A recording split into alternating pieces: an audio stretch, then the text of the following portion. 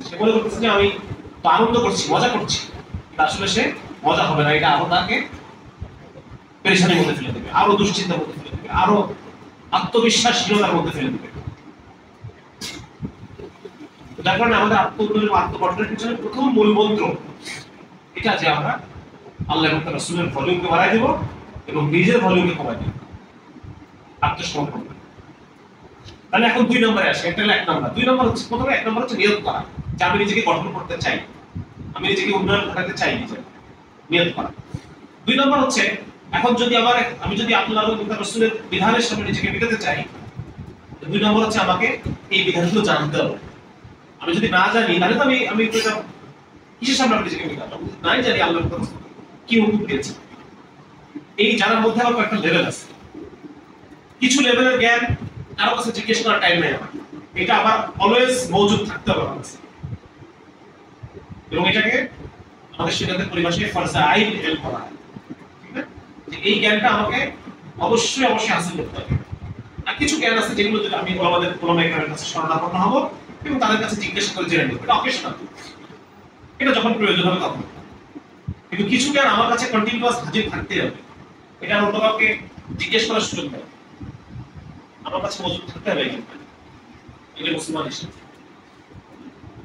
তাহলে এটা আমাদের মধ্যে ইদানিং এটা খুব অনীহা দেখা যায়। হ্যাঁ, আমরা এই বড় ভাই লেকচার শুনতে পারি, অনেক কঠিন জিনিস আমাদের পছন্দ, কঠিন কথাবার্তা আমাদের পছন্দ, কিন্তু দিনের সহজ সরল সিধা সাদা কথা আমার পছন্দ।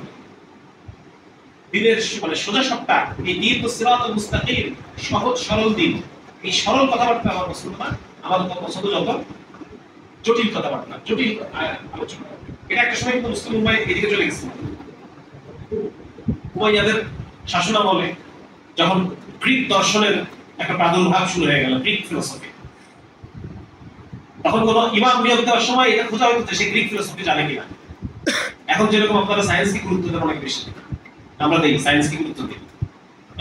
কোনো আলেম বা কোনো ওয়াইজ যদি সায়েন্স থেকে দুই একটা কথা বলতে পারে, তারপরে তাকে আমরা খুব কি যে সায়েন্টিফিক কথাবার্তা বলে, ঠিক না?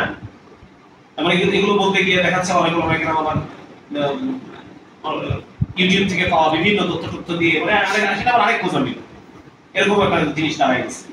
তো ওই একটা সময় আমাদের উপর অতিবাহিত হয়েছে যখন গ্রিক ফিলোসফিকে দিন এবং শরীয়তের উপরে প্রাধান্য দেওয়া হবে। আম মানুষও দিত, আম পাবলিকও দিত গ্রিক ফিলোসফি, এরিস্টটলের যুক্তি জ্ঞান এগুলো দিয়ে যদি কোনো কথা বলা যায় মানুষের বেশি করবে সময় দিচ্ছে।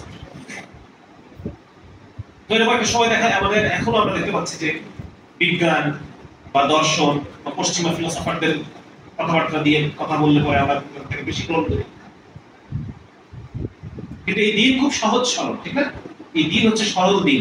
সাহাবায়ে কেরাম রাদিয়াল্লাহু তাআলা আনহুম তারা এই দিনটাকে খুব সহজভাবে বুঝছেন। এত জটিল আলোচনার মধ্যে তখন ছিলই না, এত জটিল আলোচনা। যত ফিতনা বাড়ছে, ওই ফিতনার বিপরীতে তত আমরা দিনকে আরো স্পষ্ট করার প্রয়োজন আছে, তত বেশি আরো জটিল কথাবার্তা বেড়ে গেছে। যার কারণে আমরা আমাদের মধ্যে যে এখন অনীহা, যে আমরা ফরজে আইন এর জন্য আমাদের সময় নাই, অন্যান্য বহু হাবিজাবি জিনিসের জন্য আমাদের সময় আছে, এটা আরেকটা ধোঁকা সরকারের।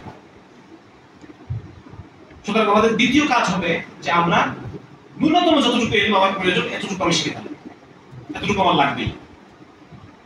এখানে আবার আরেকটা ধোঁকা আছে, সেটা হচ্ছে আমরা সবাই মনে করি আমাদের সবাইকে মনে আলেম হতে হবে, এটা আরেকটা কথা। আমাদের সবার আলেম দিনের ফেরার পরে সবাই মনে করে যে এই জেনারেল শিক্ষা এগুলো সব ব্যর্থ, হ্যাঁ আমি ইঞ্জিনিয়ারিং করতেছি এর কোনো দরকার নেই, আমি ডাক্তারি করতেছি এর কোনো দরকার নেই, আমি যেটাই করি না কেন এগুলোর কোনো ভ্যালু নেই, আমাদের সবাইকে মাদ্রাসায় গিয়ে পড়তে হবে, এটা আরেকটা ধোঁকা। সুতরাং সবার আসার দরকার নেই, যতটুকু পরিমাণ ইলম আমার প্রয়োজন মুসলমান হিসেবে এতটুকু আমি হাসিল করব। কোরআনকে বোঝার জন্য যতটুকু আরবি আমার শেখার প্রয়োজন আমি এতটুকু শিখে ফেলবো, এটুকু ইনশাআল্লাহ তাআলা আমার জন্য যথেষ্ট হবে। এরপরে আমি আমার যে শুগল, আমার যে ব্যস্ততা, ওই ব্যস্ততার মধ্যে দিয়ে আমি ইসলামকে খিদমত করার জন্য চেষ্টা করব। এটা গেল আরেকটা পয়েন্ট, যে আমাদের দ্বিতীয় 2 নম্বর হচ্ছে আমরা আমাদের জানতে হবে, আমাদেরকে ইলম অর্জন করতে হবে, 2 নম্বর। 3 নম্বর হচ্ছে ভাই যে আত্ম উন্নয়নের জন্য একটা গুরুত্বপূর্ণ জিনিস, আমি গতদিন এটা পড়তেছিলাম এই বিষয়গুলো, মূলত আমি গতদিন পড়তেছিলাম যে কিভাবে উসমানী খেলাফতের শেষ 200 বছর তারা ব্যাপকভাবে তাদের মধ্যে হীনমন্যতা হ্রাস করে ফেলেছিল। খেলাফত আমরা বলতেছি, চিন্তা করা যায় একটা খেলাফতের মধ্যে সমকামিতা বৈধ, যেটা আজকে অনেক জাহেল মানে রাষ্ট্রের মধ্যে বৈধ না। উসমানী খেলাফতের মধ্যে 30-40 বছর এরকম ছিল যখন সমকামিতা মত এগুলো বৈধ ছিল খেলাফত। তো উসমানী খেলাফতের 1924 সালে পতন, তো মোটামুটি 1750 সালের পর থেকে একটা সেকুলারাইজেশন বা মডার্নাইজেশন, ওয়েস্টার্নাইজেশন শুরু হয়ে গেছে উসমানী খেলাফত। ওইটা আমি করতে করতে আমি দেখলাম যে এটার পিছনে কি কারণ, এমনটা কেন হইল। তো একটা গুরুত্বপূর্ণ জিনিস হচ্ছে যে ব্যাপকভাবে মানুষের মধ্যে ইলম হ্রাস পেয়ে যায়, মানুষের মধ্যে ইলম কমে যায়, ইলমের প্রতি আগ্রহ কমে যায়। পশ্চিমা এই সমস্ত বিভিন্ন মেকানিজম এইগুলোর প্রতি আগ্রহ বেড়ে যায় ওই সময়টা। তারা মনে করতে থাকে যে এই ইউরোপের এই যেটা তারা করতেছে এটা ছাড়া ইউরোপকে আমরা হারাতে পারবো। আমাদের মুসলমানদের মধ্যে বিভিন্ন ধরনের আমরা যেহেতু ছোটবেলা মানে আমরা না শুধু আমরা, আমাদের আগে আমাদের বাবাদের জেনারেশন, তার আগে আমাদের দাদাদের জেনারেশন, তার আগের জেনারেশন দাদাদের বাপদের জেনারেশন, এই 4টা জেনারেশন জুড়ে আমরা ব্যাপকভাবে ইউরোপিয়ান বিভিন্ন চিন্তা চেতনায় আমরা আচ্ছন্ন। আমরা যদি আত্ম উন্নয়ন ঘটাতে চাই তাহলে পরে আমাদের ভিতরকার এই ময়লাগুলো পরিষ্কার করতে হবে। এই ময়লা সহকারে আমরা আত্ম উন্নয়ন ঘটাতে পারবো। এই পশ্চিমাদের মতো হওয়ার চেষ্টা, পশ্চিমারা যেটা করতেছে এইটার মধ্যে সমাধান আছে, এই যে একটা মেজাজ, এখান থেকে আমাদের উঠতে হবে। আপনি দেখবেন যে যারা মানে আপনারা সবাই আলহামদুলিল্লাহ আল্লাহ তাআলা আমাদের সবাইকে বুঝ দান করছেন, ইসলাম বুঝ আমরা বুঝি, কিন্তু যারা মুসলমান দাবি করে, ইসলামকে যারা এখনো পর্যন্ত নিজেদের সফটওয়্যার হিসেবে নেয় নাই, অন্য সফটওয়্যারে চলে, তাদের মধ্যে দেখবেন যে ব্যাপকভাবে এই পশ্চিমা সংস্কৃতির প্রতি আগ্রহতা, পশ্চিমা কালচারের প্রতি প্রেম, পশ্চিমাদের এই জ্ঞান বিজ্ঞান টেকনোলজি এগুলোর প্রতি তাদের একটা ভক্তি, যে পশ্চিমারা কত জ্ঞান বিজ্ঞান আগায় গেছে, একটা ভক্তি কাজ করে। এই জিনিসটা মুসলিম উম্মাহর পতনের কারণ। তাদের কাছ থেকে আমরা টেকনোলজি নিতে পারি, টেকনোলজি আদান প্রদান করতে পারি, তাদেরকে বড় মনে করা, তাদেরকে অগ্রবর্তী মনে করা, বেশি যোগ্য মনে করা, এই জিনিসগুলো ভুল। এটা সরাসরি আমাদের ইমানের সাথে সংঘর্ষ। এই জন্য তৃতীয় গুরুত্বপূর্ণ কাজ হচ্ছে আমার ভিতরকার মধ্যে যে চেতনাগত যে জঞ্জালগুলো আছে, এই জঞ্জালগুলো আমরা সাফ করতে হবে। এই জঞ্জালগুলো আমাদেরকে সাফ করতে হবে। এবং পশ্চিমাদের মূল মন্ত্রই হচ্ছে খোদা বিরোধিতা, স্রষ্টা বিরোধিতা, এখান থেকে তাদের সবকিছু শুরু। এবং আমাদের কোরআনে যেটাকে আল্লাহ তাআলা বারবার বলতেছেন যে নিজেকে নিজের ইলাহ বানায়ো না, নিজের উপাসনা, নিজের খায়সাতকে ইলাহ বানাবো। এইটা হচ্ছে তাদের একটা আয়াতের মধ্যে পুরো পশ্চিমা সভ্যতাকে ডিফাইন করা যায় কোরআনের একটা আয়াতের মধ্যে। ওই আয়াতটা আমি মুখস্থ করা যাচ্ছে না, আল্লাহ এই কথাই বলতেছেন যে তোমরা নিজেকে নিজের ইলাহ বানায়ো না। এবং পরবর্তী অংশে আল্লাহ তাআলা বলতেছেন যে তারা কি মনে করে যে তারা মৃত্যুর সাথে সাথে তারা শেষ হয়ে যাবে, এই জীবনই তাদের আসল জীবন, এরকম একটা। মানে এই আয়াতের মধ্যে থেকে পশ্চিমা সভ্যতার দুইটা জিনিস দুইটা মেজাজ বের করতে হবে। একটা হচ্ছে যে আত্ম উপাসনা, যেটাকে আমরা হিউম্যানিজম বলি, মানুষই শ্রেষ্ঠ, মানুষের সবকিছুই চূড়ান্ত। আর 2 নম্বর হচ্ছে এই দুনিয়ার পর আর কোনো দুনিয়া তার স্বীকার করতে হবে, ইহজাগতিকতা, সেকুলারিজম। একটা হচ্ছে হিউম্যানিজম, সেকুলারিজম। এবং এই দুটো জিনিস তাদের সমস্ত কিছু দিয়ে, তাদের শিক্ষা দীক্ষা, তাদের জ্ঞান বিজ্ঞান সবকিছুর মধ্যে দিয়ে এই দুটো জিনিসকে তারা পুশ করে থাকে মানুষের মধ্যে। একইভাবে আমাদেরকে করে। তো যার কারণে আমরা, এটা আমাদের গুরুত্বপূর্ণ একটা জিনিস যে আমরা নিজেদের উন্নয়নের পথে কখনো কারো অনুকরণ দিয়ে উন্নয়ন হয় না। কারো অনুকরণের দ্বারা আপনি তার গোলাম হতে পারবেন, আর সেই জিনিসের বিদ্রোহ করার দ্বারা আপনি তার সমপর্যায়ে যেতে পারবেন। কারো যদি আমি যদি আপনার সমপর্যায়ে যেতে চাই, তাহলে কি আপনার হুকুম পালন করলে পরে আমি সমপর্যায়ে যেতে পারবো? আপনার হুকুম অমান্য করতে হবে, তাহলে আমি আপনার সমপর্যায়ে যেতে পারবো। একই রকম ভাবে তাহলে আজকে আমাদের যেটা করতে হবে, আমাদেরকে এই সমস্ত যে জঞ্জাল আমার শৈশব থেকে শুরু করে নিয়ে এই শিক্ষা ব্যবস্থার মধ্য দিয়ে নাটক, সিনেমা, মিডিয়া এগুলোর মধ্য দিয়ে, সংবাদপত্রের মধ্য দিয়ে, আর্টিকেল, খবরাখবর এগুলোর মধ্য দিয়ে আমার ভিতরে যে জঞ্জাল প্রবেশ করছে, এই জঞ্জালকে দূর করতে হবে। 4 নম্বর হচ্ছে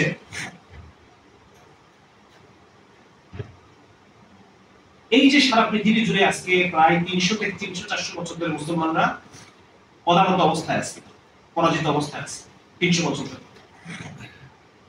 এখান থেকে উত্তরণে আবার কি করণীয়, এটা আমাকে চিন্তা করতে হবে। এখান থেকে উত্তরণে আপনার অনেক বড় বড় দেশ, খেলাফা, এদের যে অনেক ছেলে আমরা আমাদের মধ্যে আমরা দেখি যে তারা প্রচুর বড় বড় চিন্তা করতেছে, খেলাফা লাগবে আমাদের, এই লাগবে, মাহাদি আসবে, শেষ জামানায় এগুলো হবে, কুরাবা হবে সে। কিন্তু দেখা যাচ্ছে যে সে তার যতটুকু তার আয়ত্তে আছে এইটুকুর জন্য তার কোনো ফিকির নেই, তার কোনো চেষ্টা নেই।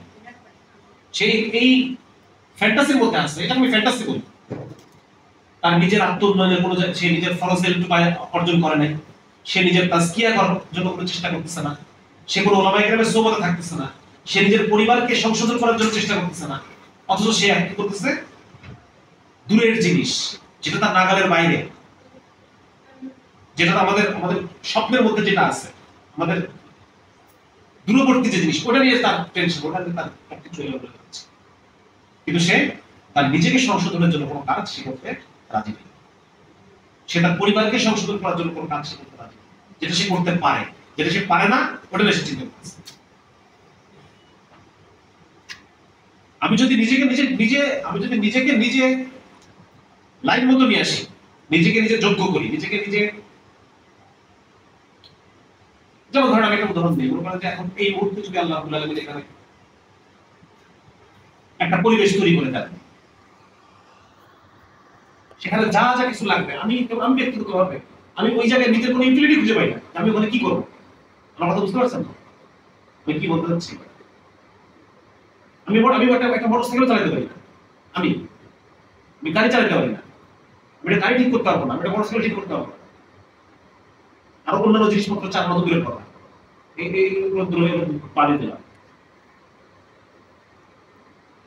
এমনকি আমাকে যদি বলে 50 জনের রান্না করো, 50 জন খাবে, 50 জন মুজাহিদ খাবে, এটুকু রান্না করো, আমি একটা মাটির খড়ির চুলা বলতে হবে ধরে পারবো, নিজের কথা বললাম। আমার কি ইউটিলিটি, যে আমি যে বলতে চাচ্ছি যে আমি খিলাফা কায়েম করবো, ওই খিলাফা কায়েমের ওই ময়দানে আমি কি করবো, তুমি কি করবো, আমি তো কিছুই পারো না।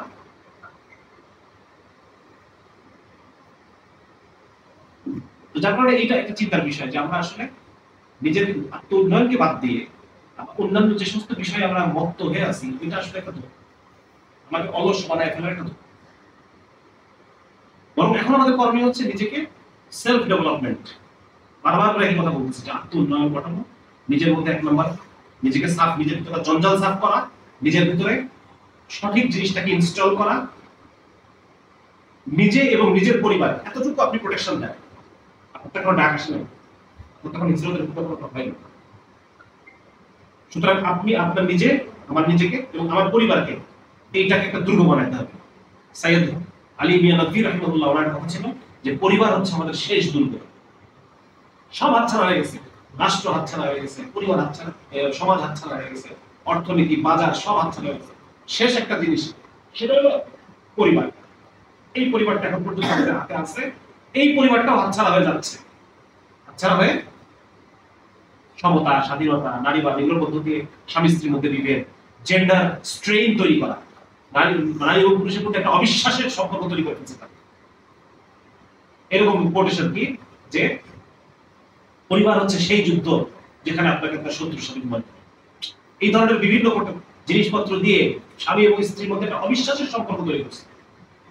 আমাদের পরিবার আমাদের হাতছাড়া হয়ে যাচ্ছে। সন্তান, গতদিন একটা ইংলিশ মিডিয়ামের একটা মেয়ে তার বাপ মার নামে কেস করছে। এর বাংলাদেশে কিন্তু ট্রেন্ড শুরু হয়ে গেছে, কিন্তু হাসির ব্যাপার না, এটা একটা ট্রেন্ড।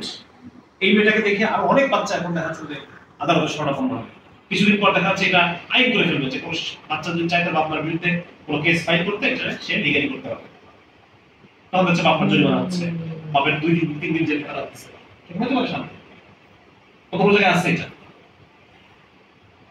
যার কারণে এখন আমাদের যেটা আমরা নিজেরা নিজেকে ডেভেলপ করা এবং সেই সাথে নিজের পরিবারকে দিনের উপরে পরিপূর্ণভাবে উঠানো। আপনি বর্তমানে মুসলিম উম্মার জন্য যদি কিছু করতে চান আপনি এতটুকু করতে পারেন,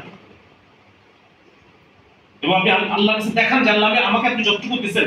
কোরআনে একটা আয়াত আছে না যে তারা এমন মানুষ যাদের হাতে যদি রাজস্ব দেওয়া হয় তারা নামাজ শেখায়। তাই আমার হাতে যদি একটা ল্যান্ড আসে আমি নামাজ কায়েম করবো, এটা আল্লাহকে তো দেখাইতে হবে আমার, নাকি? আল্লাহকে তো প্রুফ করতে হবে যে আল্লাহ আমি ওই পর্যায়ে গেছি যে আমাকে যদি আপনি একটা ভূমি দান করেন, তামকিন দান করেন, আমি সেখানে নামাজকে কায়েম করব। আল্লাহ অলরেডি যে ভূমিগুলো আমার হাতে দিয়ে রাখছে, আমি কি সেখানে নামাজ কায়েম করছি?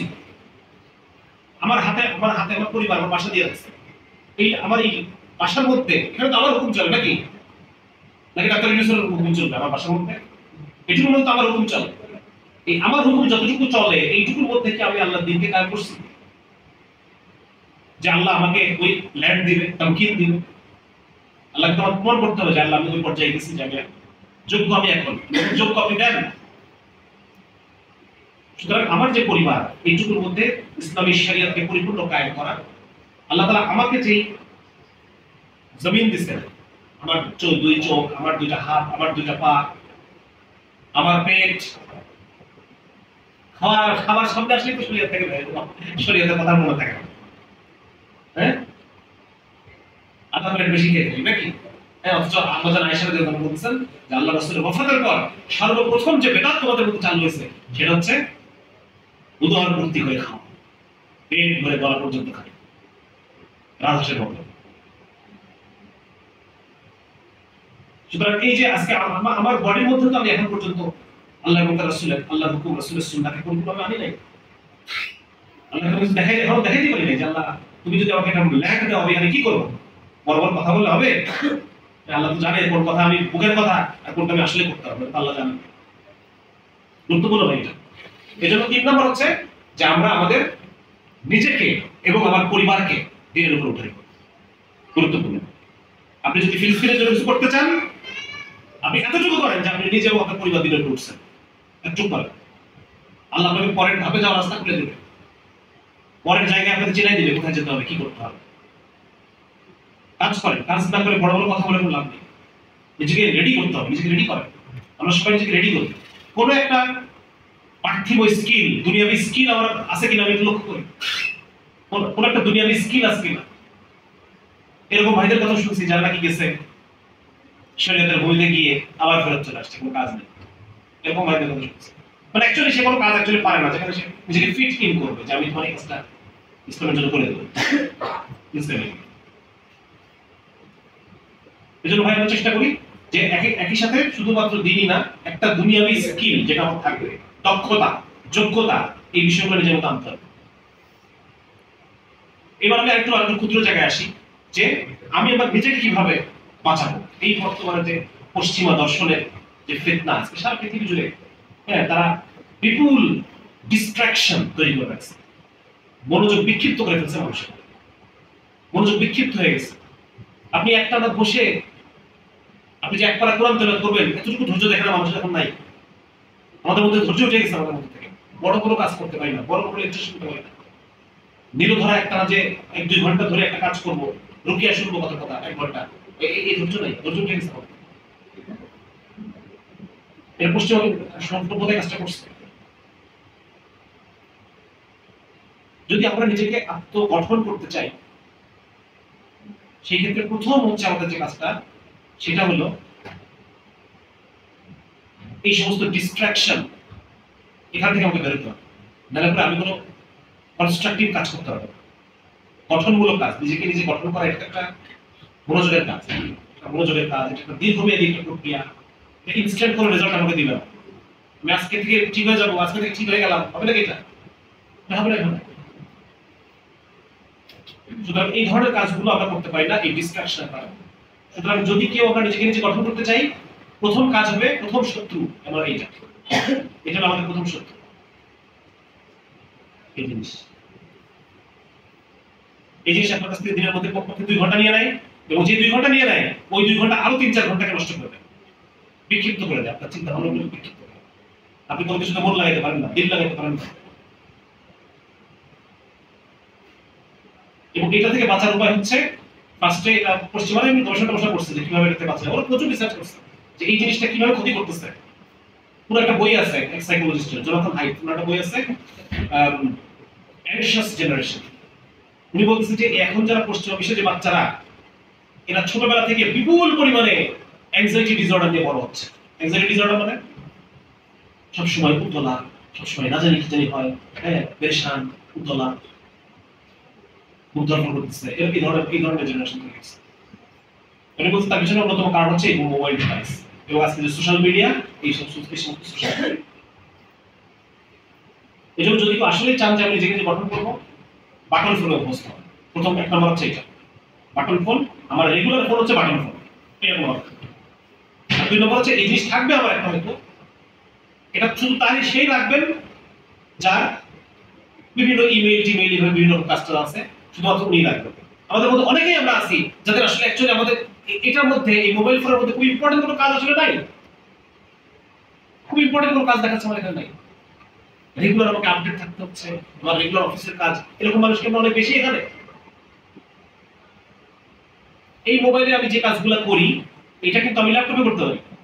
যেমন ধর আপনি যদি ঠিক করেন যে আমি নির্দিষ্ট 1 ঘন্টা আমি ফেসবুক চালাবো ল্যাপটপে, নট মোবাইল, তাহলে দেখবেন যে আপনার অনেক সময় সেভ হয়ে যাচ্ছে। আপনি বাটন ফোন ইউজ করতেছেন, আর ইন্টারনেটে যে কাজগুলো, মেইল চেক করা, হোয়াটসঅ্যাপে কমিউনিকেট করা, এই কাজগুলো এই কাজগুলো হবে আপনার ওই নির্দিষ্ট 1 ঘন্টায় ল্যাপটপে। তাহলে দেখবেন যে আপনি অনেক টাইম সেভ করে দিতে পারছেন, অনেক ডিস্ট্রাকশন কমে যাচ্ছে, আপনি বিক্ষিপ্ত হচ্ছেন না, আপনার দিনগুলো প্রোডাক্টিভ থাকতেছে। এবং আরেকজন সায়েন্টিস্ট ডোপামিন নেশন একটা বই লিখেছেন, উনি বলতেছেন যে এইটা থেকে বাঁচার উপায় হচ্ছে এই যে স্ক্রিন টক্সিসিটি বলতেছে এটাকে, বা স্ক্রিন অ্যাডিকশন। এটা থেকে বাঁচার উপায় হচ্ছে প্রথমে কিছুদিন, উনি 1 মাসের কথা বলছেন, 1 মাস, 1 মান্থ কমপ্লিট অ্যাবস্টিনেন্স, একদম মানে ধরাই যাবে না ফোন, 1 মাস। যদি এরকম আপনি করতে পারেন, 14 দিন পর্যন্ত খুব কষ্ট হবে, প্রথম সপ্তাহ খুবই কষ্ট হবে। 14 দিন পর থেকে আপনার ব্রেইনে নতুন সার্কিট তৈরি হওয়া শুরু হবে, আস্তে আস্তে আপনি আবার মজা করতে থাকবেন।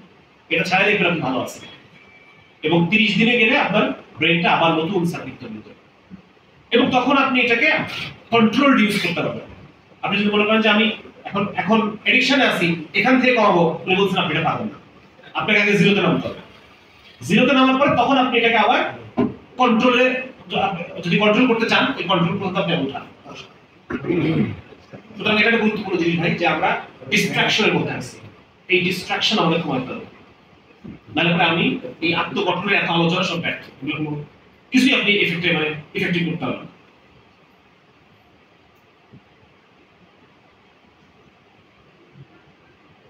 আরেকটা জিনিস হচ্ছে আত্ম উন্নয়নের ক্ষেত্রে, অনেকগুলো কথাই বলছি, আরেকটা গুরুত্বপূর্ণ জিনিস হলো আল্লাহকে সময় দেওয়া।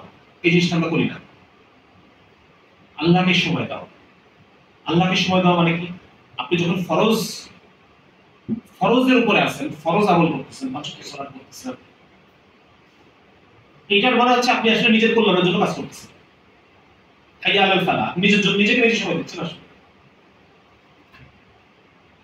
কিন্তু নিজে থেকে আপনি আল্লাহকে যে সময়টা অফার করা, নিজে থেকে আমি আল্লাহকে সময় দিচ্ছি, এটা হচ্ছে নফল আমল। নফল, যেটা আপনার গুরুত্বপূর্ণ ছিল না, জরুরি ছিল না, কিন্তু আপনি নিজে থেকেই এই নফল আমলের দ্বারা, ওলামা একরাম বলেন যে নফল আমলের দ্বারা আল্লাহর সাথে সম্পর্ক। সুতরাং এই নফল আমলকে বাড়ানোর চেষ্টা করতে হবে। হ্যাঁ, প্রত্যেকটা ইশকের কিছু নিয়ম আছে। ইশকের নিয়ম হচ্ছে জুনুন, পাগলামি। সুতরাং আল্লাহ রাব্বুল আলামিনকে ওই জিনিসটা দেখাইতে হবে যে আল্লাহ, আমি আপনার জন্য পাগল।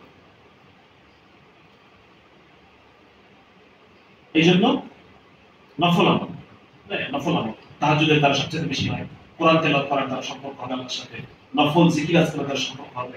আজকে আমরা এই যে ডিস্ট্রাকশনের কারণে দেখবেন আমাদের দৈনন্দিন আমল আমরা করি না, প্রতিদিন কোরআন তেলাওয়াত আমরা করি না, ডিস্ট্রাকশনের কারণে।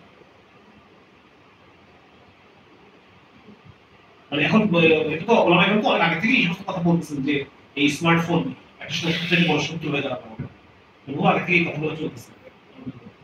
এখনো দেখবেন যে যারা আসলে প্রোডাক্টিভ মানুষ, তারা এগুলো থেকে দূরে থাকে। এমনকি সেদিন একটা বলতেছিল, আর দিন একটা সাক্ষাৎকার করলাম, সম্ভবত ফেসবুকের আগের মানে ওই জাকারবার্গ সব কয়েকজন না, কয়েকজন মধ্যে একজন আছে, উনি ফেসবুকে শেয়ার ছেড়ে দিচ্ছে, ছেড়ে দিয়ে চলে আসছে। উনি বলতেছেন যে আমরা এটা ডিজাইনই করি এইভাবে যাতে করে মানুষ আটকে থাকে। আমরা ডিজাইন করি যে মানুষ এখান থেকে বের না আটকে থাকে, এবং এর ফলে চিলড্রেনদের, বাচ্চাদের আমরা ক্ষতি করতেছি। এটা বোঝার পরে আমি আমার শেয়ার ছেড়ে দিয়ে চলে আসছি। এটা সাক্ষাৎকার বলছি।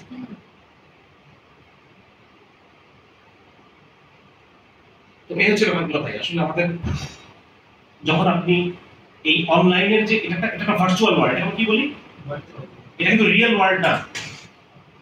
এখানে আপনি বেশি সময় দিচ্ছেন মানে আপনি রিয়েল ওয়ার্ল্ডে আপনি ক্ষতিগ্রস্ত হচ্ছেন। আপনার যে আসল দুনিয়া সেখানকার সম্পর্কগুলো ক্ষতিগ্রস্ত হচ্ছে।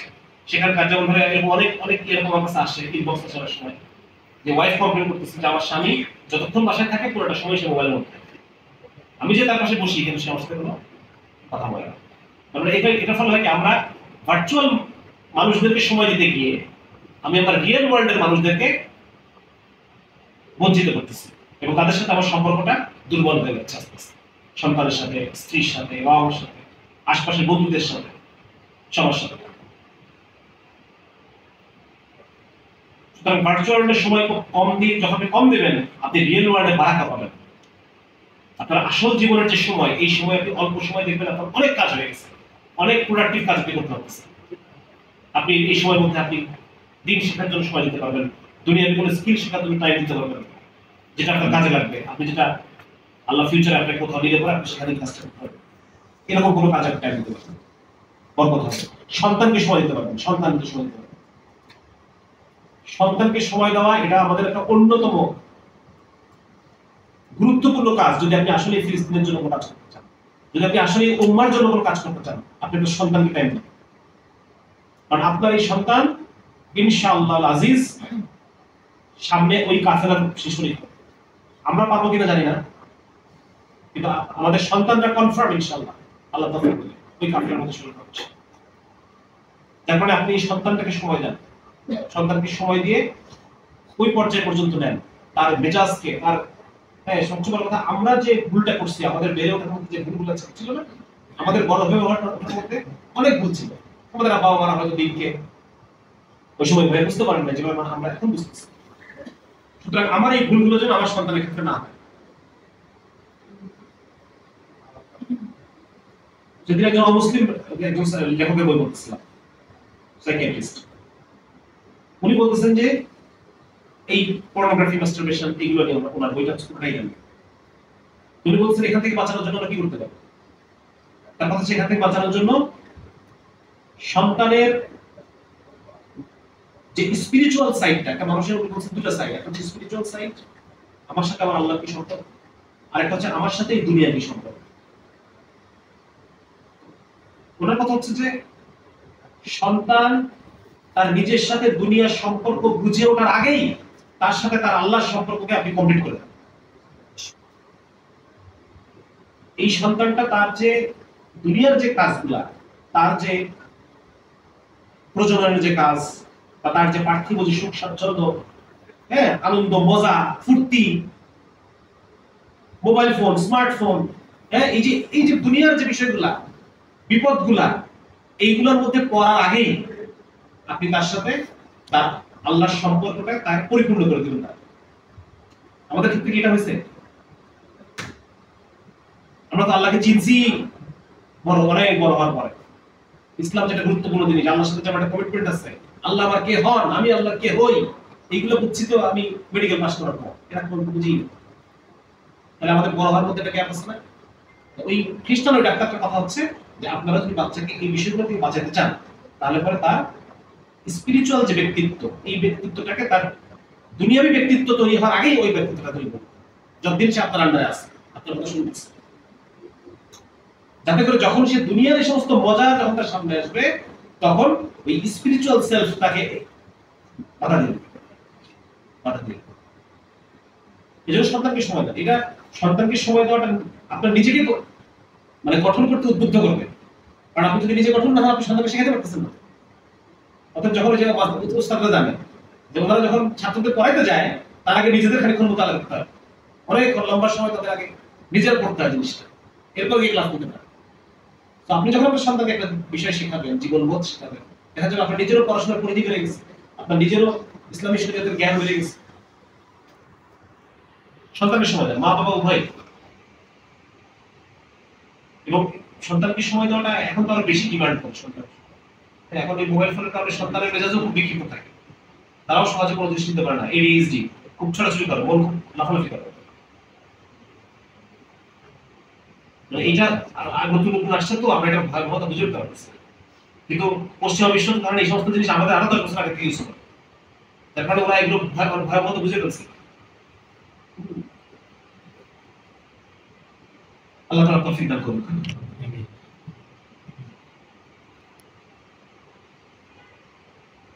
তারপর সন্তানের শিক্ষা দীক্ষা নিয়ে আমরা খুব পেরেশান, শিক্ষা দীক্ষা কি করবো, কোন দিকে যাবো, কোথায় পড়াবো, এগুলো নিয়ে খুব আসলে খুব পেরেশানি মানুষের মধ্যে। আমরা যারা দিনের পথে আসছি, দিনের পথে আসার পরে পেরেশানি শেষ নাই আসলে।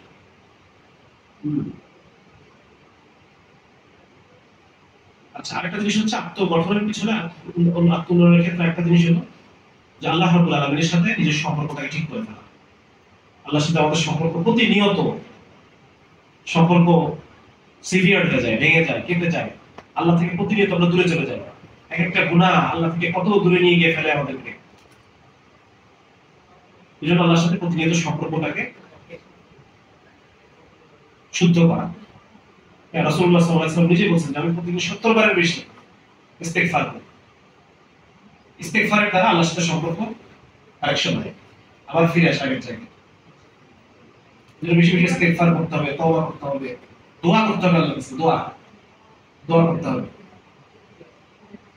ওই যে আমাদের তবলিগের এক মুফতি ছিলেন হাজী আব্দুল ওয়াহাব সাহেব, মারা গেছে। উনি বলতেন যে আমরা হতে এইভাবে দোয়া করি যেভাবে দোকানে গিয়ে ওয়েটারকে অর্ডার দিই, এই দুই প্লেট ভাত, একটা মাছ, ডাল, সবজি নিয়ে আসো, আমরা এভাবে দোয়া করে রাখছি, আল্লাহ এটা দাও, ওটা দাও, সেটা দাও, শেষ। উনি বলছে হবে না, এখানে দোয়া করলে হবে নাকি? দোয়া করতে হবে এমন ভাবে যে আল্লাহর সাথে কথা বলো, আল্লাহর সাথে বাতে করো, আল্লাহর সাথে কথা বলো, গল্প করো আল্লাহর সাথে। হ্যাঁ, দুই হাত তুলে নিজের মনের যত কথা আছে যে আল্লাহ জানো, আল্লাহ এটা হয়েছে, আমি তো সবই জানি। একদিন এক হাদিসের মধ্যে আছে, এক রাখাল এই হাদিসটা সহিহ হাদিস, আমার যতদূর জানা, আমি যে এটাই করছে উনি মানে হাদিসটা পুরোপুরিটা মনে নাই। মানে এক ছোট এক ব্যক্তি কোন একটা উপত্যকার মধ্যে গিয়ে শুনতেছে যে এক রাখাল বালক, কিছু জানে না, সে আল্লাহর কাছে দোয়া করতেছে, আল্লাহ আপনাকে যদি পাইতাম তাহলে চুলা আসতে দিতাম, মানে এরকম খুব মহব্বতের সাথে সে নিজের এইগুলো সে আল্লাহকে বলতেছে। তো ওই ব্যক্তি এসে এরপরে আল্লাহর সাথে বলছে, রাসূলুল্লাহ এরকম একটা ঘটনা আমি দেখে আসলাম, ওই লোকটা এইভাবে কথা বলতেছে, বেরোই বলতেছে আল্লাহর সাথে। তখন আল্লাহ সাথে একটা কথা বললেন যে তার মনের মধ্যে যে আল্লাহর প্রতি যে মহব্বত এবং ভক্তি, এটা প্রশংসা করলেন। তো এরকম আমি বলছি এরকম যে আল্লাহর সাথে গল্প করবে, আল্লাহ বলে আমি তো সবই জানেন, তারপর নিজের ভিতরের কথাগুলা যে আল্লাহ আপনি বুঝাইতেছেন আমি কষ্টে আছি, বুঝাইতেছি এটা হচ্ছে না, এইভাবে আল্লাহর সাথে 15 মিনিট ধরে একটানা দোয়া করেন, একটানা গল্প করেন, এভাবে সম্পর্ক হয়, এভাবে সম্পর্ক হয়। আজকে তো আল্লাহর সাথে আমাদের সম্পর্ক আমরা বহু দূরে, আল্লাহর সাথে মানে আল্লাহকে দূরের কেউ মনে রাখি, এই দূরের কেউ মনে হবে না তখন যদি আমরা প্রতিনিয়ত 15 মিনিট প্রতিদিন আমরা যদি দোয়া করার একটা অভ্যাস করে নিই। ঠিক আছে, ওই নামাজের পর দোয়া তো এটা একটা ফরমাইশি টাইপ দোয়া হয়ে যায়, এরকম না। আমাদের পর দোয়া কিন্তু কবুল, প্রত্যেক ফরজ সালাতে করে দোয়া করব। হ্যাঁ, তো যদি এরকম অভ্যাস করা যায় যে না আমি যে কোনো একটা ফরজ সালাতে করে 15 মিনিট দোয়া করব, বা মাগরিবের আগে দোয়া করব, মাগরিবের আযানের আগে, অথবা আমি তাহাজ্জুদের সময় 15 মিনিট আগে দোয়া করব, এরকম একটা অভ্যাস আমাদের তৈরি করতে হবে। আর প্রতিদিন কোরআনের সাথে সম্পর্ক রাখা, এটা একজন হযরত বলেছিলেন সেদিন যে কোরআন একদিন যদি পড়তে না পারি আমার মনের মধ্যে মানে ভালোই লাগবে না, আমার মনের মধ্যে ছটফট করতে থাকবে, এইরকম একটা সম্পর্ক কোরআনের সাথে তৈরি করতে হবে। এটা প্রতিনিয়ত পড়তে হবে। হ্যাঁ, নিজের একটা মুসহাফ থাকবে, আপনি যদি অনেক মুসহাফ থেকে প্রতিনিয়ত পড়েন এই সম্পর্কটা হবে না, নিজেরটা থেকে পড়তে হবে, তাহলে আপনি একটা সময় হবে আপনি মিস করবেন। আপনি মিস করতে থাকবেন যে আমার মুসাফ করতে আমার মুসাফ আমি পরে আনন্দ পাচ্ছি, এরকম একটা সম্পর্ক আপনার কোরআনের সাথে দিতে হবে। এবং কোরআনের অর্থ, আজকে আমরা এখানে যে বসে আছি আমাদের মধ্যে অনেকেরই এখনো পর্যন্ত আমরা কোরআনটা কিন্তু কভার টু কভার পড়ি নাই, অর্থটা কিন্তু আমরা পড়ি নাই কোরআনটা, সুতরাং এই জিনিসটা কিন্তু বাকি আছে আমাদের অনেকেই। সুতরাং এটা ঠিক করে ফেলা যে আমরা কোরআন কভার টু কভার আল্লাহ রাব্বুল আলামিন কি বলছেন এটা আমি এই তরজমা আমি করে ফেলবো ইনশাআল্লাহ। একটা তাফসীর আমাদের পড়া হয় না এখন পর্যন্ত, একটা সিরাত হয়তো আমাদের পড়া হয় না। এগুলো না পড়লে তো ভাই ঈমান, আমার ঈমানটা অত্যন্ত নরবরে একটা অবস্থার মধ্যে আছে যদি আমি একটা সিরাত না পড়ি। এবং তো আমরা আলোচনার মধ্যে এটাও শুনছি যে প্রতি বছর একটা করে সিরাত পড়তে পারবো না, কমপক্ষে একটা করে। এই যে গতদিন একটা পোস্ট দিছিলাম, অনেকে খেয়াল করছেন যে কিশোর ছেলেরা তাবলীগ থেকে আসার পরে হারায় যায়। এর পিছনে একটা কারণ হচ্ছে যে ইন্টেলেকচুয়াল বেসিস অফ ইসলাম, এটা খুব শক্ত জিনিস। আপনি যদি আজকের যে এই যে মিথ্যার জমানা, এই মিথ্যার জমানায় আপনার মধ্যে সত্য যদি গভীরভাবে পতিত না হয় তারপরে কিন্তু আপনি সত্যের উপর টিকে থাকতে পারবেন। এবং এই জন্য আল্লাহ রাসূল সাল্লাল্লাহু আলাইহি ওয়াসাল্লাম একটা কথা আছে যে শেষ জমানায় ঈমান হবে কয়লা ধরে রাখার মতো। কোন ব্যক্তি সকালে ইমানদার থাকবে, বিকালে কাফের হয়ে যাবে, বিকালে ইমানদার থাকবে, সকালে কাফের হয়ে যাবে। এবং এরপর আল্লাহ রাসূল কথা বলেন যে ওই শেষ জমানায় তারা যারা দিনের উপর টিকে থাকবে, সাহাবীদের উদ্দেশ্য করে বলছেন যে তোমাদের মতো 10 জনের সমান সওয়াব পাবে। এবং সাহাবীরা যে ইয়া রাসূলুল্লাহ আমাদের মতো 10 জন, আল্লাহ বলছেন হ্যাঁ তোমাদের মতো 10 জন। সাহাবীদের মর্যাদায় আমরা খরচ দিতে পারবো না, কিন্তু এই সময় অল্প আমলের দ্বারা যে আমরা, এর কারণটা কি? এর কারণ হচ্ছে এই সময় মিথ্যার প্রভাব অনেক বেশি থাকবে, ফিতনার প্রভাব অনেক বেশি থাকবে। সুতরাং আমরা যদি সত্য জিনিসটাকে, যেটা আল্লাহর পক্ষ থেকে ওহী, একটা হচ্ছে শুধু আবেগের মাধ্যমে আমি এই জিনিসটাকে জানলাম, আবেগ, আল্লাহর প্রতি মহব্বত, রাসূলের প্রতি মহব্বত, দ্বীন ইসলাম, শরিয়ত, এগুলোর প্রতি মহব্বত থেকে আমি ইসলামকে পালন করি, একটা। আরেকটা হচ্ছে আমি জেনে শুনে বুঝে ইসলামকে পালন করি, দুটোর পার্থক্য আছে। এবং কোরআনে আল্লাহ রাসূল বলছেন, যে রাসূল বলেন কুল হাযিহি সাবিলি, এইটা আমার রাস্তা, আদউ ইলা আল্লাহ আলা বাসীরাতিন, আমি খুব বাসীরতের সাথে, খুব গভীর বুঝের সাথে আমি এটা মানুষকে ইসলামের দিকে আহ্বান করি। এবং আমি আহ্বান করি আনাও আমার ইত্তাবানি, আমি এবং আমাকে যারা ইত্তেবা করে, আমাদের অনুসরণ করে, তারাও বাসীরতের সাথে, ইসলামের গভীর সমঝ এবং বুঝের সাথে তারা মানুষকে আল্লাহ দিকে ডাকে। সুতরাং এখনকার দিনে ওই যে ইয়াং ছেলেরা যে ইসলাম বোঝার পর আবার হারায় যায়, এর পিছনে মূল কারণ হচ্ছে তারা ইসলামটাকে ইন্টেলেকচুয়ালি, ইসলামটাকে তারা বুঝে এখানে গ্যাপ থেকে দেয়, নরমাল একটা ইসলাম থাকে তাদের। যখন ভার্সিটিতে পড়তে যাবে তখন তো বিভিন্ন রকম মতবাদ, এই সেই বিভিন্ন প্রলোভন, বিভিন্ন ডিস্ট্রাকশন, বিভিন্ন মজা ফুর্তি, এই ঝড়ে সব ভেঙে গেলে ঝড়ের তো সব শেষ হয়।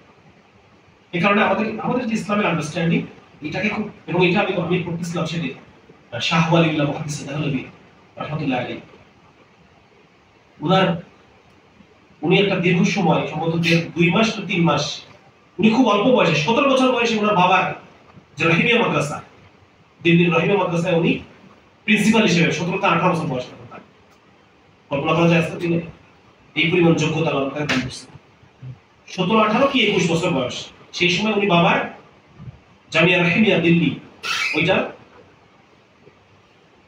অলরেডি উনি অধ্যক্ষ। উনি হচ্ছে এতে গিয়ে মানে মক্কা মদিনা হারাম শরীফ সম্বন্ধে 2 মাস না 3 মাস ওখানে অবস্থান করছেন। এবং তখন একটা শব্দের কথা বলছেন উনি, একটা শব্দের মধ্যে আল্লাহ রাসূল সাল্লাল্লাহু আলাইহি ওয়াসাল্লাম তাকে দেখা দিয়েছেন, হৃদয় লাভ করছেন, এবং বলতেছেন যে ওয়ালিউল্লাহ তুমি ইসলামটাকে এইভাবে পেশ করো, ইসলামটাকে এইভাবে উপস্থাপন করো মানুষের সামনে। এরপর উনি এসে একের পর কিতাব পত্র লেখা শুরু করলেন, এবং এই কিতাব পত্রের মধ্যে উনি ইসলামের যে এত ইসলামের আধ্যাত্মিকতা, আর 2 নম্বর হচ্ছে উনি ইসলামী রাষ্ট্র, ইসলামী সমাজ, ইসলামী আইন বিচার, এইগুলা যে কতটা পৃথিবীকে বদলায় দেওয়ার জন্য এটা যে কতটা জরুরি, উনি এইগুলো লেখা শুরু করলেন। এবং ওনাকে ওই সমসাময়িক যে পশ্চিমা যারা দার্শনিক, ওনাদের ওনাদের মতো তুলনা করা হয় যে শাহ উনি হচ্ছেন এরকম, এবং উনি হচ্ছেন ওই ব্যক্তি যখন ইসলামকে এমন একটা সময় ইসলামের হালকা ধরেন মুজাদ্দিদ হিসেবে আবির্ভূত হন, যখন ইসলামটা অনেকটা বিভিন্ন রকম বিদআত, বিভিন্ন রকম এই গ্রিক ফিলোসফি, তারপর হচ্ছে আপনার আকীদাগত বিভিন্ন রকম বিদআত, খুব বহু কিছু ভরপুর হয়ে গেছে। শুধু এই পাক ভারত উপমহাদেশে না, পুরা সমস্ত মানে ইসলামের পুরো ভূখণ্ডেই ইসলামটা অনেক ফেড, কিছু আবেগ থেকে, কিছু বিভিন্ন খানকাহি, বিভিন্ন মজলিস যেগুলো ইসলামটাকে আবেগ থেকে ধারণ করে বা আধ্যাত্মিকভাবে ধারণ করে, শুধু ওইটুকুই। হ্যাঁ, শাহরুখ মহাদিসকে ধরে খুব স্টাডি করতে হবে, ওনাকে আমরা এখন পর্যন্ত বুঝে উঠতে পারি না আসলে ঠিক। এবং আমার লক্ষ্য হচ্ছে আমি প্রায় 20 থেকে 25টা বই নামাইছি, এগুলো আমি পড়ে ফেলবো ইনশাআল্লাহ। শাহরুখ ওনার চিন্তাধারা সম্পর্কে আমার জানতে হবে। উনি ইসলামকে একটু নতুন ভাবে উপস্থাপন করছেন, যেটা আগে কেউ করেনি। ইন্টেলেকচুয়ালি ইসলামকে আবেগ, অনুভূতি, ভালোবাসার জায়গা থেকে গভীর বুদ্ধিবৃত্তিক যুক্তিতর্কের মধ্যে দিয়ে উনি বিশিষ্ট উপস্থাপন করছেন। সুতরাং এই জায়গাটা কিন্তু আমাদের বোঝায় যে আমাদের এই জায়গাটায় ইসলামটাকে এইভাবে যদি আমি নিজের মনের মধ্যে বেঁধে না নেই, তাহলে পরে কিন্তু আমি অন্যান্য বিভিন্ন মতাদর্শে আমার ইসলামের এই আমার আবেগ অনুভূতি বেশি যাবে। এটা গুরুত্বপূর্ণ অংশ। যার কারণে নিজেরা এবং নিজের সন্তানদেরকেও ইসলামের ওই গভীর বুঝের উপরে আমাকে প্রতিষ্ঠিত করতে হবে। শুধু স্কুল কলেজের উপর ছেড়ে দিয়ে না, শুধু মাদ্রাসার উপর ছেড়ে দিয়ে না, নিজের হাতে কিছু রাখেন, তাই করে বর্তমান যুগে টিকে থাকতে হবে। ঠিক আছে, এই কথাগুলোর উপরে আল্লাহ আমাকে আমল করতে সুবিধা করুন। আর বিশেষ করে বোনদের ক্ষেত্রে যেটা বলবো যে আমাদের বোনদের ক্ষেত্রে দুটো জিনিস বলা, একটা হচ্ছে বোনদের বিষয় নিয়ে ভাইদেরকে একটা বলা আছে, আর একটা হচ্ছে বোনদের নিজেদের উদ্দেশ্যে কিছু বলা আছে। সেটা হলো যে মানে মা যেরকম সন্তান সেরকম হবে, এটা কিন্তু খুবই একটা জরুরি জিনিস। মা যেমন সন্তান এরকম হবে, আর সন্তান দিনের বেশিরভাগ সময় মায়ের সাথে থাকে। হ্যাঁ, সুতরাং আমরা বোনরা যদি নিজেদেরকে খুব ভালোভাবে গঠন না করি, তাহলে কিন্তু আমি ভালো সন্তান তৈরি করতে পারবো। এটা একটা। আর দুই নম্বর হচ্ছে আমাদের ভাইদের জন্য যেটা বলবো, সেটা হচ্ছে একজন বোন কেমন হবে তাকে সেই সুযোগটা দিতে হবে। আমি যদি আমার স্ত্রীকে সারাদিন ঘরের বিভিন্ন কাজকর্মের মধ্যে ব্যস্ত রাখি, তাহলে পরে সে কিন্তু আমার সন্তানকে নজর দেওয়ার ওই সময়টা সে পাবে না। স্ত্রীকে আপনার যে প্রয়োজন, আপনার যে জরুরত, এই জরুরতের ক্ষেত্রে তার সময়টা আপনি অল্প নেন। এই খাওয়া দাওয়া, এই তাদের বিভিন্ন রকম জিনিস তার উপর চাপায় না। তারপরে একজন সন্তানকে অনেক কিছু রেডি করতে হয়। একজন সন্তানের খাবার দাবার কি হবে, তাকে কি পড়ানো ছাড়া এক্সট্রা তাকে কি শেখাবো, হ্যাঁ, এই যে বিভিন্ন একটা সন্তানকে দিয়ে যে প্ল্যানিং, এই প্ল্যানিংটা করার সময় আপনার ওয়াইফকে দেন। আপনার সন্তানকে ঘিরে তার পরিকল্পনা সাজানোর সুযোগ দেন, এবং এই জন্য তার যে ঘরের অন্যান্য যে রান্না বাড়া থেকে শুরু করে নিয়ে এত পথ দরকার নাই আসলে, তাই না? হ্যাঁ, যে সকালে অনেক জায়গায় আমি এরকম দেখছি যে দুপুরে রান্না হবে, আবার রাতে রান্না হবে, দুপুরের জন্য এক রান্না, হ্যাঁ, এবং একটা কাজ করে দল করতে গেছে ক্লাস, যে কোনো একটা বিশেষ জেলার মহিলাদের কথা বলছিল, কুমিল্লার বা এরকম নোয়াখালীর বা এরকম একটা জায়গা, যে এই এলাকার মানুষের অভ্যাস হলো তারা দুপুরে যা খায় রাতে তা খাবে। এই জন্য তাদের ঘরের মহিলারা 24 ঘন্টায় তাদের রান্না করে থাকে, এরকম একটা বিষয় আলোচনা করতেছে। এগুলো তৈরি করেন, এগুলো আসলে ইসলামের মেজাজের সাথে যায়ও না। আমাদের দিনের মেজাজ কি তাই নাকি যে আমার দুপুরে 3 পদ, আবার রাতে অন্য ভিন্ন 3 পদ লাগবে? আসলে মেজাজ এটা না। রান্না দিনের মধ্যে একবার করে সেজে দেবেন, একবার ওটা রাত্রে গরম করে আবার খাওয়া হবে। উত্তম তো 2 বেলা খাওয়া, সবচেয়ে উত্তম হলো 2 বেলা খাওয়া, সকালেরটা 11টায়, দুপুরেরটা বিকাল 5টায়, শেষ করে খাওয়া দাওয়া নেই, মাঝখানে নাস্তা লাগে, নাস্তা সবচেয়ে উত্তম ছিল এটা। আমাদের বডি ইজ মেড ফর 2 মিল, 3 মিল আমরা বানাইছি পরে, যেটা আমাদের শরীরের জন্য ভালো হয়। যার কারণে তাদেরকে এই পরিকল্পনাগুলো করার সুযোগ দেয়, হ্যাঁ, আত্মোন্নয়ন করার সুযোগ দেয়, সময় করে দেন, জায়গা করে দেন। নিজেরাও করি আমরা, তাদেরকেও সময় দেব, ঠিক না? এটা গুরুত্বপূর্ণ। এটা কয়েকটা জিনিস আমরা আলোচনা করলাম, আমি একটু সামারি করি যে জিনিসগুলো আমরা আজকে আলোচনার মধ্যে আসলো। এক নম্বর হচ্ছে আত্মপতন থেকে বাঁচা আর আত্ম উন্নয়ন করা, দুইটা জিনিস আমরা আলোচনা করছি। আগে পতন থেকে বাঁচতে হবে, এরপরে নিজেকে উন্নয়ন করতে হবে। পতন কে কি করতেছে? আমার এক নম্বর হচ্ছে ওকে পতন করতেছে আমার ভিতরের ছোটবেলা থেকে আমার মধ্যে জমতে থাকা পশ্চিমা বিভিন্ন মতাদর্শ। আমার জানা বা অজানায় যে মতাদর্শগুলো আমি পাঠ্য বইয়ে পড়ছি, আমি নাটক সিনেমার মধ্যে দেখছি, খবরে দেখছি, পেপারে পড়ছি, এই জিনিসগুলো আমার অন্তরের মধ্যে যে জিনিসগুলো তৈরি করছে পশ্চিমা বিশ্বের প্রতি একটা ভালোবাসা, তাদের চিন্তাধারার প্রতি একটা সাবমিশন, এটা পতনের একটা কারণ। তো এখান থেকে আমার উত্তর 2 নম্বর, এই মোবাইল ডিভাইস আমাকে আমার চিন্তা চেতনাকে বিক্ষিপ্ত করে ফেলছে।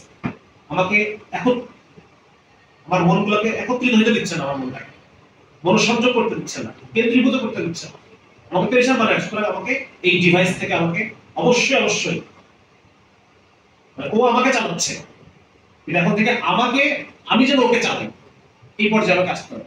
এবং এটা শুরু হবে কিভাবে? 30 দিন কমপ্লিট অ্যাবস্টিনেন্স থেকে আমার শুরু করতে হবে, 0 করে নিয়ে আসতে হবে, এরপর আমি আবার এটাকে বাড়াবো। এভাবে আমার উত্তর। তাহলে এই দুটো হচ্ছে আমি পতন থেকে বাঁচলাম। ঠিক আছে, আমি নিজেকে উন্নয়ন করতে কিভাবে? প্রথমে বললাম এক নম্বর বললাম কি? নিয়োগ করতে হবে। হ্যাঁ, নিয়ত করা। 1 নম্বর হচ্ছে আমি নিজেকে নিয়ত করব, আত্মসমর্পণে নিয়ত করব। 2 নম্বর হচ্ছে আমি আল্লাহর সাথে আমার সম্পর্ক তৈরি করব। ফরজ এলেমের ব্যাপারে আমি কোনো অবহেলা করব না। ফরজ এলেম না হলে আমি তো জানবোই না, সুতরাং ফরজ এলেমের ব্যাপারে অবহেলা করব না। আল্লাহর সাথে সম্পর্ককে ঠিক করব। এটা প্রতিনিয়ত, এটা গুনাহের দ্বারা এই সম্পর্ক ছেদ হয়। রাসূলুল্লাহ সাল্লাল্লাহু আলাইহি ওয়াসাল্লাম বলেন, চোর যখন চুরি করে তখন ঈমান তার মাথার উপরে ঝুলতে থাকে, জিনাকারী যখন জিনা করে তখন ঈমান তার দিল থেকে বের হয়ে মাথার উপরে ঝুলতে থাকে। সুতরাং বিচ্ছিন্ন হয়ে যায় আল্লাহর সাথে আমার সম্পর্ক। এইটা আবার পুনরুস্থাপিত হবে তওবার দ্বারা, ইস্তেগফারের দ্বারা, নফল আমলের দ্বারা পুনরুস্থাপিত হয়। আর নফল আমলের দ্বারা এই সম্পর্কটা আরো একটা সম্পর্কতে পরিণতি আছে নাকি? সম্পর্ক আপনার বন্ধুর সাথে প্রথম যার পরিচয় হলো, এটা আরো কি ম্যাচিউর হয়, আস্তে আস্তে আরো পরিপক্ক হয়, আরো আস্থা বাড়তে থাকে। তো আরো আল্লাহর সাথে আরো সম্পর্কটা ম্যাচিউর করব নফল আমল, কোরআন তেলাওয়াত, নফল জিকির, এইগুলোর দ্বারা। আর কি বললাম? পশ্চিমা বিশ্বের জঞ্জাল সাফ করতে হবে। এটা সাফ করার জন্য আমাদেরকে এই যে আমরা যে আলোচনাগুলো করতেছি, বা আমরা যে বিষয়গুলো নিয়ে কথা বলতেছি, হ্যাঁ, যে বইগুলো নতুন ধরা, যে বইপত্রগুলো আসতেছে, এইগুলোর সাথে আমাদের সম্পর্ক রাখতে হবে, সম্পর্ক বাড়াইতে হবে। 4 নম্বর হচ্ছে শরীয়ত কায়েম করতে হবে। আল্লাহ যতটুকু ভূখণ্ড আমাকে দান করছেন তার মধ্যে নিজের এই শরীরটা দান করছেন, নিজের পরিবারের ওই বাসার জমিটুকু আল্লাহ আমাকে দিয়ে দিচ্ছেন। এইটুকুর মধ্যে শরীয়ত কায়েম করে আমাকে প্রমাণ করতে হবে যে আল্লাহ, ওই কোরআনের আয়াতটা, যে আল্লাহ আপনি যদি আমাকে ভূমি দেন আমি নামাজ কায়েম করব। আর কি বললাম? আর কি বলছি বলেন? ধৈর্য ধারণ করা বিষয়টা। ধৈর্য ধারণ করা, এটা কেন বললাম জানো?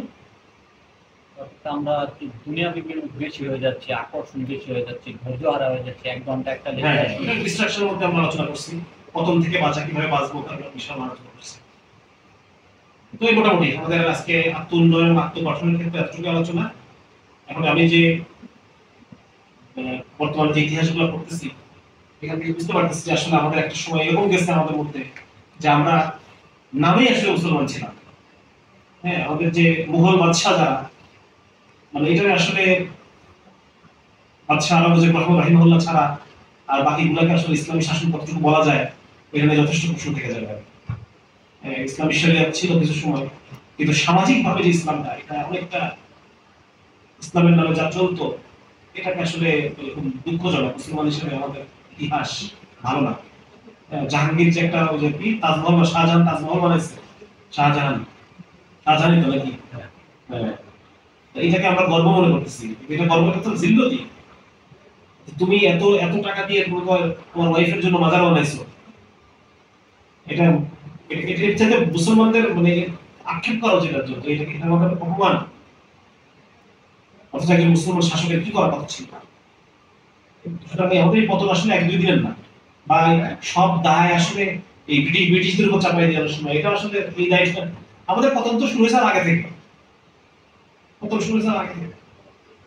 এই ব্রিটিশ আসলে আরো মনে পতন শুরু হয়েছে। সুতরাং এটা থেকে বোঝার জন্য ভাই ওই যে আত্ম-উন্নয়ন, আত্মগঠন, ওইটার জন্য আমাকে ইসলামটাকে আমার নিজের মধ্যে পরিপূর্ণভাবে আনতে হবে। এর উপর আর কিছু নয়। এই ইসলামই আপনাকে বাঁচাতে পারে, আর কেউ বাঁচাতে পারবে না। দুনিয়াতেও আমরা শেষ হয়ে যাবো, আর আখিরাত তো রয়েছে। দুনিয়াতেও আমরা ধ্বংস হয়ে যাবো, শেষ হয়ে যাবো, যদি আমরা ইসলামকে আমার নিজের মধ্যে আনতে না পারি। ওই জন্য নিজে আমাকে ছবি বানাইছিলাম, যে বাচ্চার টিকা দেয় না, আপনার শিশুকে টিকা দিন, অনুষ্ঠানকার।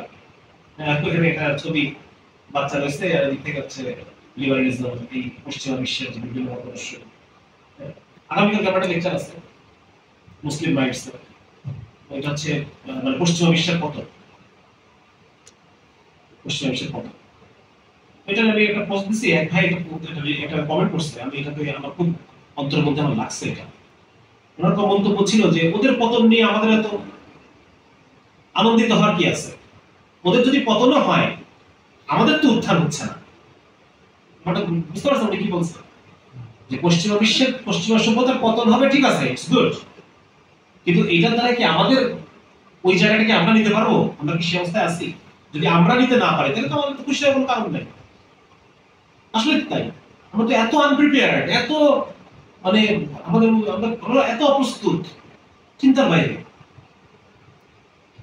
এটাই চিন্তা করি যে আসলে সমস্ত ভবিষ্যৎবাণী আমাদের রাসূলুল্লাহ সাল্লাল্লাহু আলাইহি ওয়াসাল্লাম সবগুলো ভবিষ্যৎবাণী মোটামুটি শেষ আলামতের সূরা যেগুলো আছে, হ্যাঁ, এগুলো সব ফুলফিল না, ছোট ছোট আলামত যেগুলো, এগুলো সব হয়ে গেছে মোটামুটি, তাই না? এমনকি পশ্চিমা বিশ্বের যে সমস্ত স্কলাররা গবেষণা করে ওরাও বলতেছে যে এই 2060 সালে কত মানে এই আমেরিকা ইউরোপের যে সভ্যতা, এই সভ্যতার পতন তারা প্রিডিক্ট করছেন যে 2060 সালের দিকে পতন হওয়ার সম্ভাবনা এই পুরো সভ্যতা। এবং তারা এটা বলছে, ঠেকানোর উপায় আছে, বলছে না ঠেকানোর উপায় নেই, তবে এখন থেকে যদি আমেরিকা ইউরোপ চেষ্টা করে তাহলে পতনের পর একটা সম্মানজনক পরাজয়ের পতনের পরও তারা একটা সম্মানজনক অবস্থান ধরে রাখতে পারবে, এটা সুযোগ আছে, কিন্তু পতন আর ঠেকানো যাবে না। কিন্তু ওরা পতন হওয়ার পর যে আমরা উঠবো, এই প্রিপারেশন কেমন আছে খেয়াল করে দেখেন। আমাদের মধ্যে আখলাকের কমতি আছে, আমাদের মধ্যে ইলমের কমতি আছে, আমাদের মধ্যে ইন্টেলেকচুয়াল অ্যাবিলিটি কমতি আছে, আমাদের মধ্যে কি বলে এটাকে, একটা বিষয়কে ক্রিটিক্যালি বোঝা, এটা কমতি আছে, একটা বিষয়কে কি বলা যায় মানুষের সামনে গ্রহণযোগ্য করে উপস্থাপন করা, এটা কমতি আছে, প্রেজেন্টেশনের সমস্যা আছে, বিপরীত মতের এক মুসলমানের সাথে এক টেবিলে বসে কথা বলবো, এই যোগ্যতা কমতি আছে আমাদের। বুঝতে পারতেছেন? তার মানে আমরা যে আসলে সবাইকে নিয়ে চলতে পারবো, আমরা এই যোগ্যতা তেমন নাই। আসলে দেখলাম যে আমরা নিজেদের আমরা অনেক দূরে, এই জন্য আত্ম উন্নয়ন এবং আত্মগর্বের আলাপ আসতেছে। হ্যাঁ, যে ভাই আমরা নিজেকে কিভাবে আমরা বিজয়ী হওয়ার উপযুক্ত করতে পারি নিজেকে। বিজয়ী ভাবে হবে না, বিজয়ী হওয়ার উপযুক্ত নিজেকে করতে হবে। সেদিন ভাই বলতেছিলেন যে আমরা যে বলতেছি যে বারবার ইসলামী রাষ্ট্র, একটা প্রস্তাবনা কি এখন আমরা রেডি করতে পারছি যে ইসলামী রাষ্ট্র সুরতটা কেমন হবে, এখানে বাণিজ্য কেমন হবে ইসলামী রাষ্ট্রের ইয়ে কেমন হবে, পুলিশ প্রশাসনটা কেমন থাকবে, আমলাতন্ত্র কেমন থাকবে, ইসলামী রাষ্ট্রের কি বলা যায় বিচার বিভাগ কেমন থাকবে, আইনজীবী কেমন থাকবে, ইসলামী রাষ্ট্রের একজন গরিব একজন মানুষ রাস্তায় থাকে, সেই মানুষটার জন্য দারিদ্র বিমোচনের কি কর্মসূচি, একটা রাষ্ট্রের অনেক কাজ আছে না, তো এই কাজের একটা টোটাল ইসলামিক মডেল আমাদের তৈরি করতে হবে না? কোথায় সেই মডেল? হচ্ছে আমাদের ওলামায়ে কেরামের এই বিষয়ে জ্ঞান আছে, আমাদের রাষ্ট্রবিজ্ঞানে পড়াশোনা করে আমাদের ইসলামিস্ট মানুষরা আছে, কই তারা বসে একটা জিনিস তৈরি করতেছে না? এরকম বলতেছি আমরা যে ধর্ষণের ইসলামিক আইন প্রয়োজন, শরিয়া কোর্ট প্রয়োজন, এই কোর্টের একটা রূপরেখা আমাদের আমরা তৈরি করতে পারতেছি না। আমাদের একটা থিঙ্ক ট্যাঙ্ক নাই আমাদের। হাসিনা পালানোর পর 1 বছর হয়ে গেছে, এই 1 বছরে আমরা মুসলমানদের একটা মুসলিম ইন্টেলেকচুয়াল যারা আছে তাদেরকে একটা থিঙ্ক ট্যাঙ্ক বানাই দিব, তাদেরকে আমরা স্পন্সর করবো যে আপনাদের কাজ হলো রিসার্চ করার জিনিস তৈরি করা, আপনারা খালি এগুলো তৈরি করতে থাকেন, আপনাদের কাজ এটা, একদম নিয়োগ দেওয়া। তারা আমাদের জন্য রিসার্চ করে বিভিন্ন মডেল তৈরি করতেছে, উপস্থাপন করতেছে, কোরআন এবং হাদিস এবং বিভিন্ন বইপত্র স্টাডি করে তারা আমাদের সামনে ইসলামিক ইকোনমিক মডেল দিচ্ছে, একটা ইসলামী রাষ্ট্র কিভাবে যাকাতকে বাস্তবায়ন করবে মানুষের সামনে আমরা এটা পেশ করতেছি। তখন মানুষকে বলতে হবে দেখো তোমাদের জন্য আমরা নিয়ে এসেছি। আমরা তো মানুষকে কোনো কিছু দেখাতে পারতেছি না। এই জন্য বললাম ভাই আমাদের শাহ ওয়ালিউল্লাহ আমার বড় যারা আছেন তাদের কাছে আলোচ থাকবে, আপনারা শাহ ওয়ালিউল্লাহ মুহাদ্দিস দাহলভী রাহিমাহুল্লাহ, এক তো ওনার হাদিসের খেদমত এটা তো আছে, এটা রাখেন, ওনাকে শুধু আমরা হাদিসের খেদমত দিয়েছি, কিন্তু উনি যে আকলি এবং নাকলি ইলমের মধ্যে যে বিপুল এক সামঞ্জস্য সাধন করে দিয়েছে, ওইটা কিন্তু আমরা আলোচনায় দিয়েছি। সমস্ত ওলামায়ে কেরামের হাদিসের সনদ কমনকে শাহ ওয়ালিউল্লাহ মুহাদ্দিস দিলেন, কিন্তু এই হাদিসের ভিত্তিতে উনি যে সমস্ত কিছুকে সাজাই দিয়েছেন, ইসলামী রাষ্ট্র, ইসলামী অর্থ ব্যবস্থা, ইসলামী সমাজ, ইসলামী আন্তর্জাতিক সম্পর্ক সবকিছু উনি সাজাই দিয়েছে। এইগুলো আমরা আলোচনা করছি। এজন্য ভাই আমাদেরকে ওই যে বারবার একটা কথা বলি, বিজয়ের জন্য প্রস্তুত হন। প্রস্তুতি ছাড়া তো আপনি ঘরে ফসল উঠাতে পারবেন, ওই ফসল আরেকজন নিয়ে চলে যাবে। মাঠে ফসল পাকি আছে, আপনার মাঠ, আপনার ফসল, কিন্তু আপনি ঘরে বসে ঘুমাইতেছি, ফসল থাকবে? হয় কাকে খাবে, হ্যাঁ, অথবা ইঁদুরে খাবে, অথবা অন্যজন কেটে চলে। আমরা এখন ওই ঠিক ব্যবস্থার মধ্যে আছি। আল্লাহ বিজয়ের মধ্যে কি দিবেন? এই সমস্ত যত, আমি 4-5টা বই পড়ছি এই পশ্চিমা বিশ্বের পতনের উপরে, তারা প্রত্যেকে বলতেছে যে এই শতকে তাদের পতন, এই শতকে 2060 সালে তাদের 100 বছর, তাদের যে বেলাল লাবনা, পশ্চিমা বিশ্বের একজন স্কলার আছে, স্কলার নাম হচ্ছে জোসেফ আলবিন। উনি বলতেছেন যে যখন সেক্সুয়াল রেগুলেশন, যৌনতা যখন অনিয়ন্ত্রিত হয়ে যায়, তার 100 বছরের মধ্যে সভ্যতার পতন। যৌনতা যেদিন থেকে সেক্সুয়ালিটি এটা অনিয়ন্ত্রিত হয়ে যাবে, উনি বিশেষ করে বলতেছেন যে ফিমেল প্রিনাপশিয়াল সেক্সুয়ালিটি, মানে বিবাহ পূর্ব নারীদের বেলাল্লাপনা, হ্যাঁ, বিবাহ পূর্ব, এবং পুরুষের চেয়ে নারীদেরটাকে উনি বেশি গুরুত্ব দিচ্ছেন। এবং উনি এই যে 1960 সালে পশ্চিমা বিশ্বের সেক্সুয়াল রেভলিউশন শুরু হয়েছে, 2060 সালে 100 বছর পূর্তি হবে। ওনার ভবিষ্যৎবাণী অনুসারে 2060 সালের মধ্যে পতন হবে ইনশাআল্লাহ। আরো 3-4 জন ভবিষ্যৎবাণী করছে, কেউ অর্থনৈতিক দিক থেকে ভবিষ্যৎবাণী করছে, কেউ ফিলোসফিক্যাল দিক থেকে ভবিষ্যৎবাণী করছে, কেউ পলিটিক্যাল দিক থেকে ভবিষ্যৎবাণী করছে। সবগুলো এসে একখানে মিলে যে এই শতকের মধ্যে কোনো একটা সময় থাকে পতন ঘটবে, মোস্ট প্রবাবলি মাঝামাঝি সময় বা মাঝামাঝি একটু আগে। কিন্তু আমাদের মুসলিম উম্মার প্রস্তুতি কোথায়? আমার আপনার প্রস্তুতি কোথায়?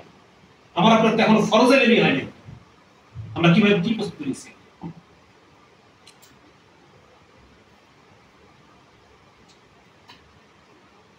যাই হোক, আল্লাহ তাআলা আমাদেরকে তৌফিক দান করুন এই কথাগুলো করে, এবং সবাই আমরা প্রথমে নিয়ত করি ইনশাআল্লাহ যে আমি আসলে এই উম্মার জন্য কিছু করে রেখে যেতে চাই। এটা আমি নিয়ত করি ইনশাআল্লাহ। প্রত্যেকের যে মিশন ইসলাম নামে একটা বই আছে আমার লেখা, আপনারা পড়তে পারেন, যে আমরা প্রত্যেকে একটা মিশন নেই আমার লাইফে, এবং এই মিশনের জন্য সবাই যে কেউ এইগুলো করতে পারবে না ভাই। নিজেকে একটা লেভেল পর্যন্ত সংশোধন না করলে পরে আল্লাহ তাকে ব্যবহার করবেন না। আপনি যেই তোয়ালে দিয়ে যেই পাপোশে পা মোছেন, ওটাতে আপনি মুখ মোছেন না, মুখের জন্য আপনার আলাদা তোয়ালে আছে, ঠিক আছে না? এমনকি আমাদের বোনদের ক্ষেত্রে আবার কেউ হাত মোছার জন্য আলাদা থাকে, চেহারা মোছার জন্য আবার আলাদা থাকে, বাচ্চার তোয়ালে আবার আলাদা, ওটা যেন বাচ্চাকে মোছে, পাক থাকার ব্যবস্থা আছে। সুতরাং আমি যত নিজেকে পাক রাখবো, সাফ রাখবো, আল্লাহ তাআলা তত বড় কাজ আমাকে দিয়ে দিবেন। হ্যাঁ, এই জন্য আত্ম উন্নয়ন এবং আত্মগঠনের কোনো বিকল্প নেই। আমি নিজেকে যত আত্মগঠন করবো, আল্লাহ আরো বড় জায়গায় আমাকে প্লেস করবেন, আরো বড় কাজ আল্লাহ তাআলা দিবেন। আখির দাওয়ানা আলহামদুলিল্লাহ। যদি কারো কোনো প্রশ্ন থাকে, আমি পারলে পারলাম, মানে ওরা একটা আছেন তার প্রশ্নের উত্তর দিবেন। কোনো বিষয় যদি কারো প্রশ্ন থাকে, নামাজের সময় হয়ে গেছে, 11:30 থেকে বেশি বাজবে, 11:30 বাজবে। জি, কোনো বিষয় নিয়ে কোনো প্রশ্ন যদি থাকে কারো, প্রশ্ন নাই মানে সবাই সব বুঝে ফেলছে, অথবা কেউ কিছু বোঝা নেই। এটা যে বলা কেন আসেন না বলবেন, তাওহীদের উপরে কোন বই পড়তে পারে? হযরত বলেন কোন বই পড়লে ভালো হয়? আকীদার ক্ষেত্রে তো আমরা সবাই আকীদাতুত তাহাবী, পুরো উম্মতই এই বইটার মুখে। এখন এটা আবার সারা যার মতো শেষে লিখছে। হ্যাঁ, এখন আপনি যদি আকীদায় আসারি হন, তাহলে পরে আপনি যে আবিল ইসনাফি রাহিমাহুল্লাহ ওনার লেখা একটা সরা আছে, ওটা পড়তে পারেন। খন্দকার আব্দুল্লাহ জাহাঙ্গীর রাহিমাহুল্লাহ ওনার লেখা একটা বই আছে, ওটা পড়তে পারেন, আকীদার বই আছে। তো আমরা আহকামে জিন্দেগি এবং ইসলামী আকীদা ও ভ্রান্ত মতবাদ, আচ্ছা, এই দুইটা আমরা বাতিল করে ফলো করি। তাদের